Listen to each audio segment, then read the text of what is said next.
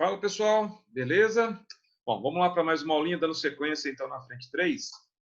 Nossa aula agora é indução eletromagnética, mas é uma continuação do que a gente discutiu na lei de Lenz, né? Quando a gente começou a fazer indução eletromagnética, eu vou até colocar na tela aqui para a gente discutir e relembrar.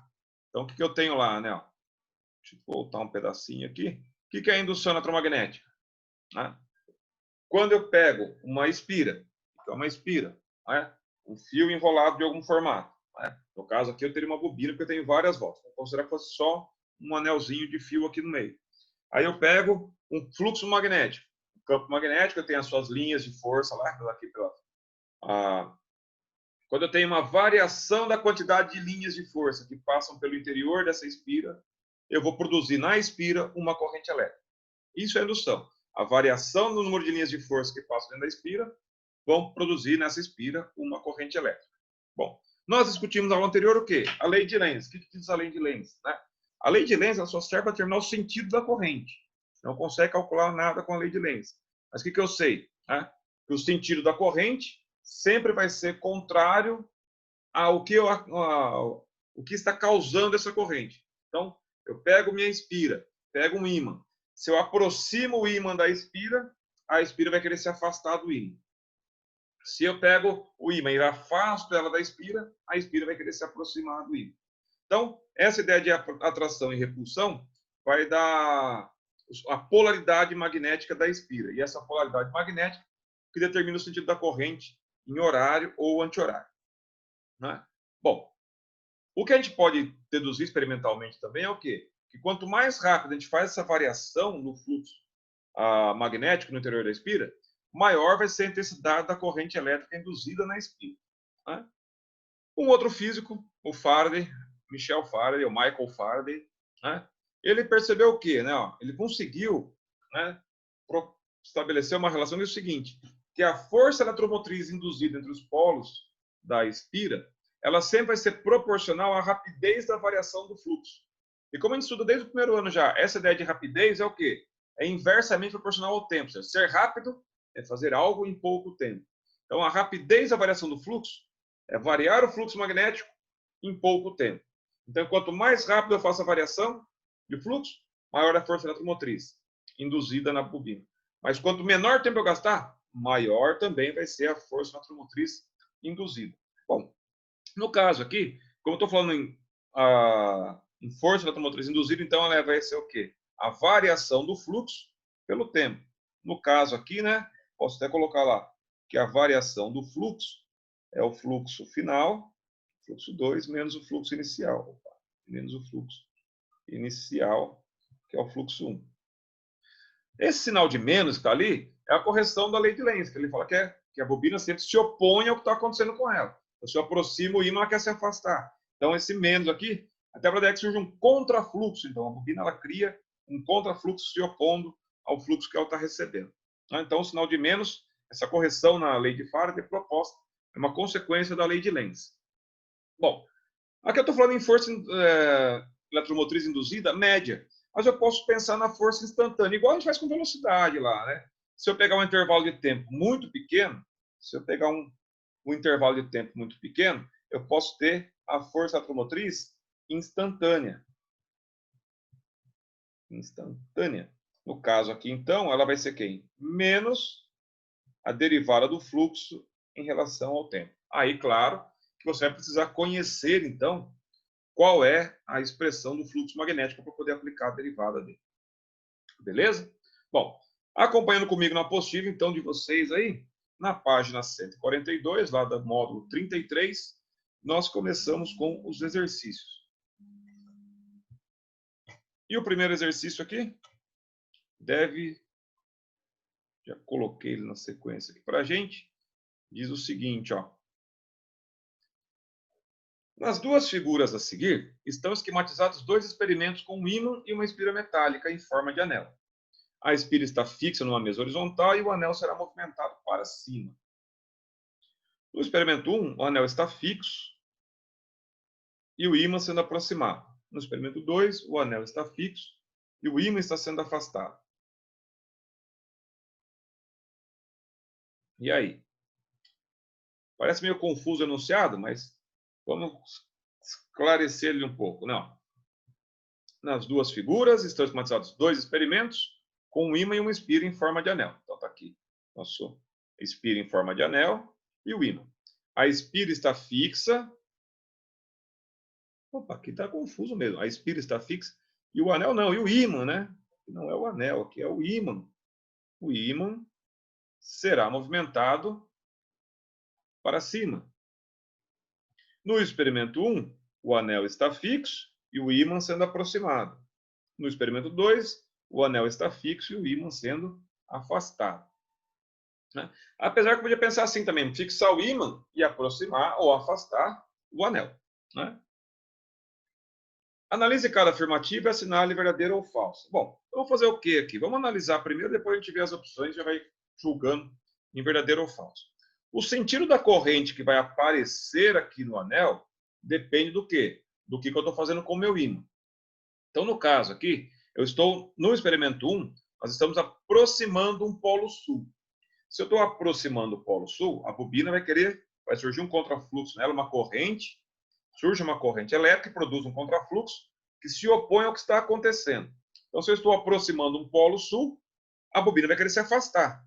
Né? Então, a bobina aqui, o anel vai querer se afastar. Se ele vai se afastar, ele tem que se comportar também como um polo sul. Ele vai se comportar como um polo sul. Lembra? A gente faz esse S estilizado. Então, isso aqui indica o quê? Que a corrente elétrica induzida vai estar nesse sentido. No caso, eu vou ter uma corrente induzida, né, no sentido horário. Lembra lá o sentido do movimento dos ponteiros do relógio. Apesar que relógio de ponteiro está cada vez mais raro. Já na segunda figura, o que acontece? Eu estou afastando o ímã. Se eu estou afastando o ímã, a bobina vai querer aproximar. Então, como eu afasto o polo sul, a bobina vai se comportar como um polo norte. Então, significa que a corrente vai estar nesse sentido aqui. No caso, no sentido, então, no sentido anti-horário. Anti-horário. Então, vamos lá. Não, apesar que, perceba que a gente está usando, por enquanto, só a lei de Lenz. Não usei nada ainda da lei de Faraday. No experimento 1, a corrente induzida no anel tem sentido horário e este é um polo sul magnético. Beleza, verdadeiro. No experimento 2, a corrente induzida tem sentido anti-horário e este é um polo norte magnético. Verdadeiro também, ó. Né? Sentido horário, polo sul, sentido anti-horário, polo norte. No experimento 1, há uma força magnética de repulsão entre ambos os elementos. E no experimento 2, há uma força de atração. Ah, tá correto também, né? Ó, como eu expliquei no começo do exercício. Se eu aproximo o ímã, a bobina ela vai querer se afastar. Se eu afasto o ímã, no caso aqui, então, a bobina vai querer aproximar. Então, a 3 é verdadeira. Em ambos os experimentos, há um aumento no fluxo do anel. Ah, não, essa aqui está errada. Não há esse aumento. Por quê? Quando eu aproximo o ímã da bobina, quando ocorre a aproximação, aqui eu tenho um aumento no fluxo magnético. Mas quando eu afasto, aqui eu tenho uma diminuição no fluxo magnético. Diminuição. Então, a 4 está errada. A 4 é falsa. Do que foi afirmado, estão corretas 1, 2 e 3. A letra A já é a alternativa correta. Beleza? Tranquilo? Alguma dúvida? Manda a dúvida para mim aí. Tá joia? Bom, deixa eu só dar uma pausa aqui para colocar a próxima questão.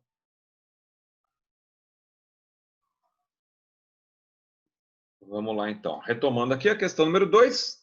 Um pouquinho longo, mas tranquilo. A figura abaixo representa um experimento em que um ímã está sendo aproximado, como está de ver, de uma bobina em repouso, ligada em série com um galvanômetro.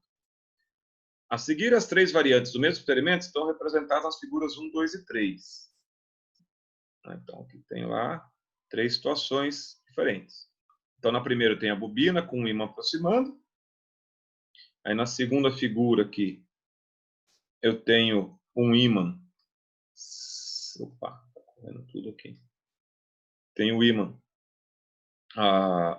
a bobina se aproximando do ímã, na terceira tem o ímã se afastando, e na terceira figura, os dois se afastam. Indica em cada experimento a polaridade magnética adquirida pela bobina, bem como o sentido da corrente elétrica induzida. Assinale a alternativa que indique corretamente os experimentos que reproduziram a mesma corrente induzida, bem como a mesma polaridade magnética na bobina em comparação com o experimento original. Então, eu tenho que começar aqui pelo experimento original, que está aqui na figura 0, então, dessa questão aí, né? Já que a gente mudou 1, 2, 3 na sequência. Bom, então vamos por partes lá. Vamos começar assim. Quando eu aproximo o ímã da bobina, a bobina vai querer afastar. A bobina vai querer se afastar. Espera aí, para ela afastar, significa o quê, então? Se eu estou aproximando do polo sul, ela vai se comportar também como um polo sul. Então, aqui o lado direito da figura na apostila aí vai ser um polo sul, o lado esquerdo vai ser um polo norte. Então, se eu tenho essa configuração de polo sul e polo norte, quer dizer que a linha de força, o campo magnético, sai daquele lado e entra desse lado aqui. Quando eu acho o lado do campo, lembra lá na lei de... pega a regra da mão direita, o polegar no sentido do campo e o lado dos dedos vai indicar o sentido da corrente. Então, o polegar está para a direita, a corrente subindo. Então, aqui eu tenho a corrente elétrica subindo. Fazendo outra cor aqui. A corrente elétrica está subindo. Então, ela sobe, sobe os fios, passa pelo galvanômetro e desce lá por trás. Essa é a corrente da figura 1. Então, ela está circulando no meu circuito no sentido da corrente, né? A corrente induzida está no sentido horário. Certo? Agora, então, o que ele quer que a gente faça o quê? Que a gente faça a mesma coisa em todos os experimentos que ele deu aí, no 1, 2 e 3, e veja em qual deles vou ter essa mesma configuração de polos magnéticos e sentido da corrente. Então, deixa eu só subir aqui a figurinha. Então, aqui. Na figura 1, o que nós temos? Eu estou aproximando a bobina de um polo norte. Se eu aproximo a bobina do polo norte, né, é a mesma coisa que a bobina estivesse parada e o polo norte se aproximando dela. Então, o que vai acontecer? A bobina vai querer se afastar, vai surgir uma força aqui para que ela se afaste. Se ela vai se afastar, significa o quê? Esse lado tem que ser um polo norte, o lado esquerdo, e o lado direito vai ser um polo sul. Então, eu tenho lá as linhas de força, o campo magnético saindo do lado esquerdo e entrando do lado direito, que é a mesma figura de cima. Então, a mão direita segurando a bobina, né, com os fios de orientação, o polegar no sentido do campo, onde está o dedo, os dedos apontam para cima. Então, eu tenho o que aqui? A corrente elétrica para cima. Então, eu vou ter isso aqui, a corrente elétrica, nessa orientação. Ou seja, a corrente elétrica também está no sentido horário. Opa, então a figura 1, eu já sei que ela está igual à figura original. Né? Então, apenas a 2 não é, apenas a 3 não é, 1, 2, 1, 2, 3. Então, temos que ver isso aqui ainda. Né? Se a 2 não for, então quer dizer que já a 3 também não é. Figura 2, o que eu tenho lá? Eu estou afastando um polo norte. Se eu estou afastando o ímã, a bobina vai querer se aproximar. Lembra? A bobina sempre tem atitude contrária. Então, quando eu aproximo o ímã, ela quer afastar. Quando eu afasto o ímã, ela quer aproximar daí. Então, para aproximar um polo norte, ele atrai quem? Atrai polo sul. Opa, a polaridade ficou igual. Certo? Se a polaridade ficou igual, o que acontece? O sentido da corrente também vai ser o mesmo, né? Então, segurando a bobina no meio da mão, polegar apontando para o lado do polo norte, os dedos apontando para cima. Então, aqui nos fios da bobina, a corrente aqui está subindo. Em cada fiozinho desse aqui, eu tenho a corrente subindo. Então, aqui, esse aqui ela vai subir também. Então, aqui está o sentido da corrente, que desce do lado direito. Então, também tem o I no sentido horário. Opa, então em 2 também está correto. Então, já não é mais a letra A. Em 2 também está correto. Então, vou ter que fazer o terceiro também. E no terceiro, a gente vai fazer a mesma coisa, né? Agora está acontecendo o que lá na terceira situação? Eu estou afastando um polo sul. Estou afastando o polo sul, a bobina vai querer aproximar. Então, ela vai se comportar aqui como um norte, no lado esquerdo. Então, o lado direito dela vai ser um sul. E assim como eu fiz na primeira e na segunda, então eu tenho aqui a corrente subindo no lado esquerdo e descendo do lado direito. Então, a corrente também está no sentido horário. Então, nas três figuras eu tenho o norte à esquerda, o sul na direita e correndo no sentido horário igual ao experimento original. Então, resposta alternativa E. Nos três experimentos eu tenho a corrente no mesmo sentido. Beleza? Bom, já tinha deixado a questão 3 aqui na sequência. Vamos só puxar ela para cima. E nós temos o seguinte na questão 3 aí, ó. Uma bobina chata, formada por 5 espiras concêntricas e superpostas, possui um raio igual a 3 centímetros. É atravessada por um campo magnético perpendicular ao plano da bobina, como nos mostra a figura.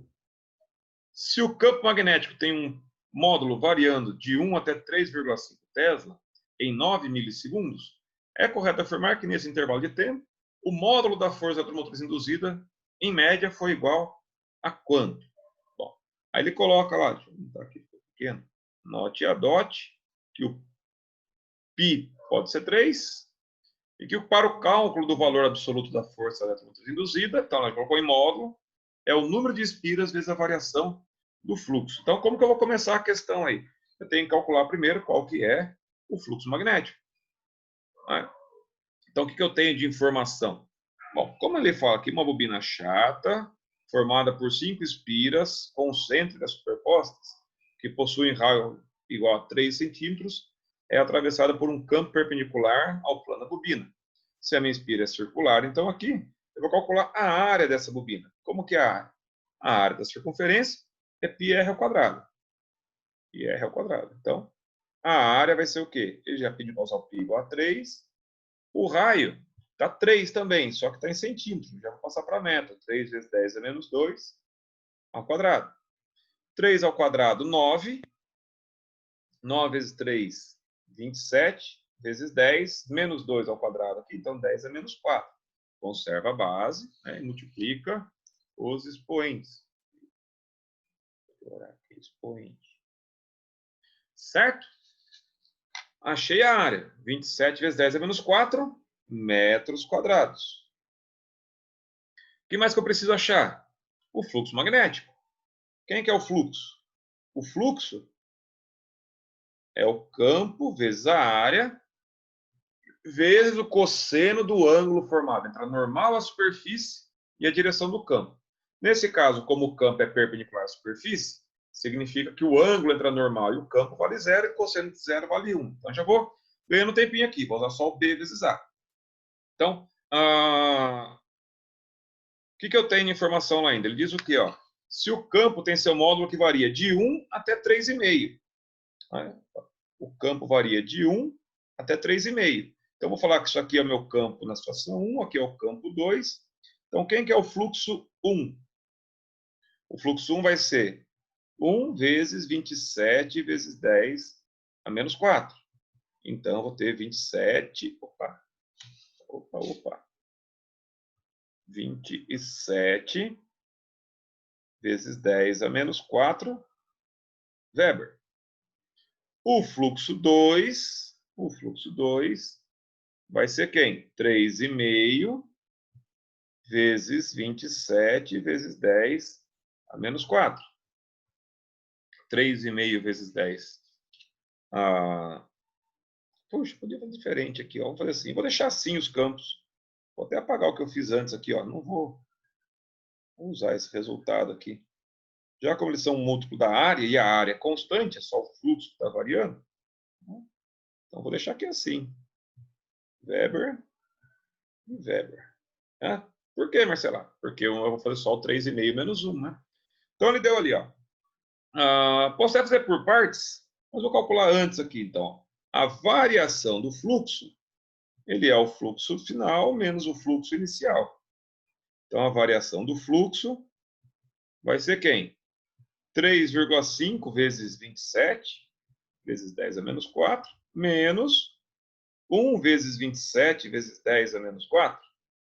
Então, isso aqui vai dar 3,5 menos 1, 2,5 vezes 27 vezes 10 a menos 4 Weber. Beleza? Bom, então, para calcular a força eletromotriz, vai ficar como ali? Já em todas as espiras? Então, ele deu lá que o E é N vezes a variação do fluxo pelo tempo. Então, o E vai ficar 5, né? Por quê? Porque ela tem 5 espiras, vezes o fluxo, 2,5 vezes a variação do fluxo, 2,5 vezes 27 vezes 10 a menos 4, dividido pelo tempo. O tempo ele deu aqui também, lá, ó, de 9 milissegundos. Então, 9 mili é 10 a menos 3 segundos. E aqui eu posso simplificar, né? Ó, 27 dividido por 9 dá 3. 3 vezes 2,5, 7,5. 7,5 vezes 5 dá 37. Opa, vermelho não, né? Deixa eu colocar aqui. Colocar em vermelho. Dá 37,5 vezes 10, menos 4 menos 3. Menos vira mais, menos 4 mais 3, menos 1. Então, tem uma força automotriz de 3,75 volts. 3,75 volts, letra E. Detalhe, né? Ó, no enunciado ele falou o quê? Módulo. Por isso eu não coloquei o menos na conta, mas se ele pedisse o valor real, aí eu teria que colocar um menos aqui na frente e ter uma força automotriz de menos 3,75. Tá joia? Bom, vamos lá para a próxima questão, a questão 4. Vamos lá então, questãozinha de número 4. Analise o gráfico a seguir. Ele registra a variação do fluxo magnético φ através de uma bobina de N espiras superpostas ao longo de 3 segundos. Das opções a seguir, qual delas oferece o gráfico de valor algébrico da força automotriz induzida e em função do tempo? Ele coloca então, de acordo com a lei de Faraday, o módulo da força induzida é dada pela razão entre a variação do fluxo magnético e o intervalo de tempo. Leve-se em conta que o número n de espiras justapostas foi Lenz com que fez uma ligeira correção, dando sinal negativo. Assim, escrevemos que E é menos N delta φ sobre delta T. Bom, pessoal, vamos analisar uma coisa bem simples aqui, ó. E eu acho que só por essa, já que ele pede, né, qual oferece o gráfico de valor algébrico, então não quero numérico, não precisa fazer conta com nada aí. O que eu tenho que ver aqui? Ó? Vou dividir meu gráfico em 3 partes. Então, vou chamar aqui ponto A, ponto B, C e D. Então, assim, ó, de A para B. De A para B. O que acontece? O meu gráfico é um gráfico de fluxo. Então, de A para B, o tempo passa e o fluxo aumenta. Ó. De A até B, eu tenho que a variação do fluxo, ela aumenta, ela é positiva. O fluxo B é maior que o fluxo A. Posso pensar assim também. Então, se a variação do fluxo é positiva, como eu tenho lá na expressãozinha que ele colocou, ó, o sinal de menos na frente, significa o que aqui? Então, de A para B, eu vou ter uma força eletromotriz negativa. Porque tempo é positivo, né? O tempo é positivo. Então, o fluxo, ele pode ser positivo ou negativo. Dependendo do sinal do fluxo, a força eletromotriz, ela é o quê? Tem um sinal de menos, ela é o contrário. Quando o fluxo é positivo, a força eletromotriz é negativa. Quando o fluxo, a variação do fluxo é negativa, a força eletromotriz vai ser positiva.